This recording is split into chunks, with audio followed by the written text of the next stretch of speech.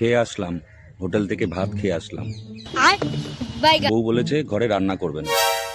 কালকে রান্না একটুখানি হচ্ছে নুন কম হয়েছিল, সেটা বলতেই ওর গায়ে জ্বালা লেগে গেছে। আজকের থেকে নাকি হচ্ছে রান্না করবে না। আমিও বলে দিয়েছি ঠিক আছে, যদি রান্না যদি না করে তাহলে আমিও এখন থেকে আর বাজার দেবো না কিনে ঘরের মধ্যে। এবার ও কি বলছে বলে কি দরকার নেই বাজারের, তুমি এখন থেকে হোটেলে খাবে।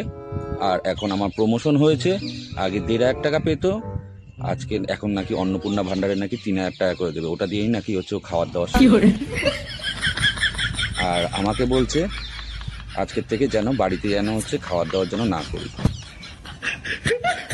এই করতে আমি বিয়ে করেছিলাম? যে হোটেলে যদি খাওয়ারই হয় তাহলে আমি কেন বিয়ে করতে গেলাম?